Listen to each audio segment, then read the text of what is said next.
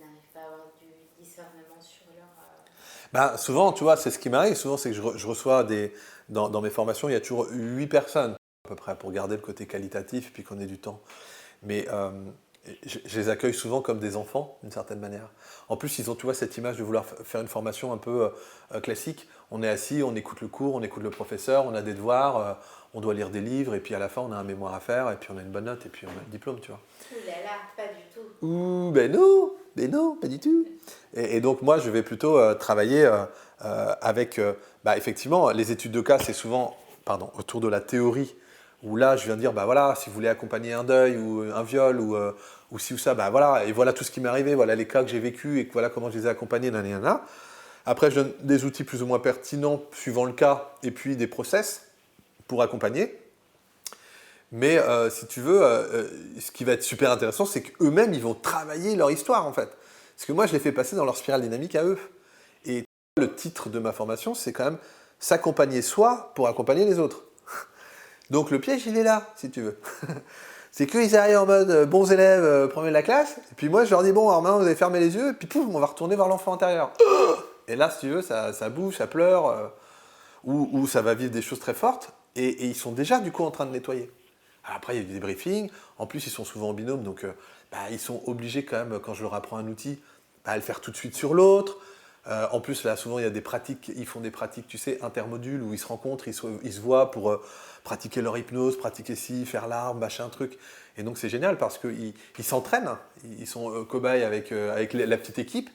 Puis, je peux t'assurer que l'équipe de 8, 12 mois plus tard, ils sont copains comme cochons, hein, parce que ils ont tellement traversé des choses ensemble, ils ont vécu leur naissance, ils ont travaillé sur papa, sur maman, ils ont travaillé sur leur histoire, ils ont travaillé aussi sur le plaisir ou tout ce qui les empêche d'accéder à ça, jusqu'à la dimension jaune, où d'un coup on arrive à faire vivre des reliances et des connexions au cœur, au soi, tout ça. Et ils repartent, c'était bien, ouais, c'était super. Moi je dis que c'est une formation pour travailler sur son identité profonde. Et pour moi, elle est là la légitimité. C'est pas le bout de papier que je leur donne, la légitimité. D'ailleurs, comme je leur dis souvent, si j'ai bien fait mon job, au dernier module, vous n'avez plus besoin de vos cours. Parce que c'est intérieur. Mais le job, pour moi, c'est qu'ils aient retraversé leur histoire, leur mémoire, leur spirale, qu'ils aient déposé la souffrance, qu'ils soient sortis de l'identification à leur histoire et à cette souffrance, pour aller se rencontrer dans un inédit. C'est ça le job pour moi. Et ça j'y arrive. Et du coup, c'est hyper nourrissant pour moi. Quand je les vois partir, là, tu vois, il y a 15 jours, voilà, il y a la session 4 qui a terminé son 5e module.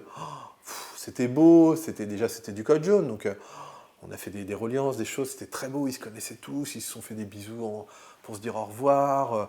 Il y avait les petites larmes, les petits machins. En plus, il y en avait une qui avait son anniversaire, on a fait un gâteau d'anniversaire.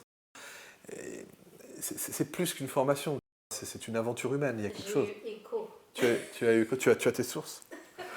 Et donc, du coup, tu vois, ça m'anime. C'est-à-dire qu'au-delà du côté métier de faire une formation, il y a toute cette humanité qui se déploie. Et je les vois souvent, les gens, ils arrivent, tu sais, dans leur premier code, là.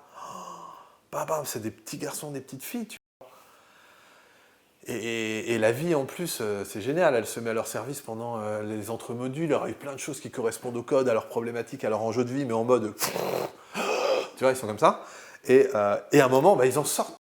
C'est-à-dire que d'un coup, il se passe quelque chose, ils disent waouh, mais j'ai jamais vécu ça, ou je pensais pas que je pouvais m'autoriser ça, ou vivre ça, ou répondre à mon besoin, ou à mon envie, et d'un coup, ils se rencontrent. Et là, c'est génial. Et moi, ce que je veux, c'est que justement, ces gens, ils aient, même s'ils en font rien de cette formation, mais avec ce qu'ils auront traversé pour eux, avec la rencontre humaine du collectif, et avec quand même toutes les graines et toutes les informations qu'ils auront reçues, ils repartent hyper riches. Et ils vont pouvoir, tu vois, moi, c'est ce que je leur dis, j'imagine que c'est des petits soleils qui deviennent des grands soleils. Et quand ils repartent dans leur ville, dans leur vie, et ils rayonnent ce truc-là.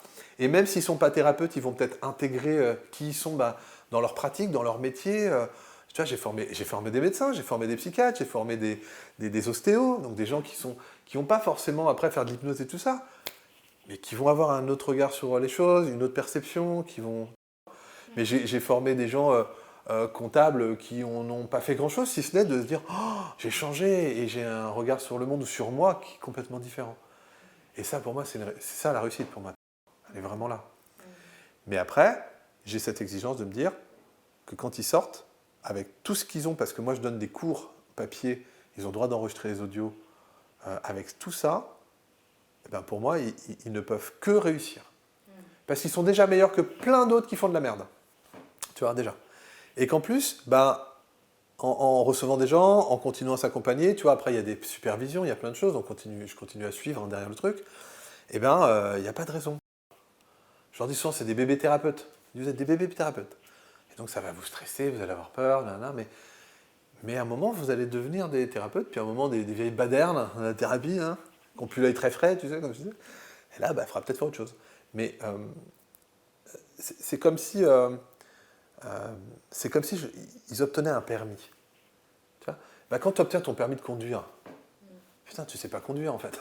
Pour le savoir, tu as fait 20 heures comme tu as pu avec un mec qui freinait pour toi. Tu vois. Bah là, tu as ton permis, tu prends la voiture tout seul.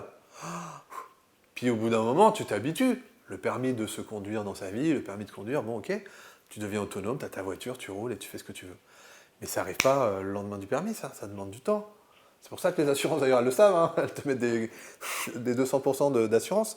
Bah, thérapeute, c'est pareil, ou comme plein de métiers. Quand tu débarques dans le métier, il faut au moins te donner 1 mois, 2 mois, 3 mois. Et puis, comme on dit, au bout de 10 ans, là, tu as une valeur infinie de ton métier parce que tu le maîtrises. Et donc, moi, l'envie, elle est là. Vraiment, j'ai envie d'accompagner beaucoup de gens à vivre cette espèce de vie mort renaissance ou d'émergence de leur identité profonde, quel que soit ce qu'ils en font après.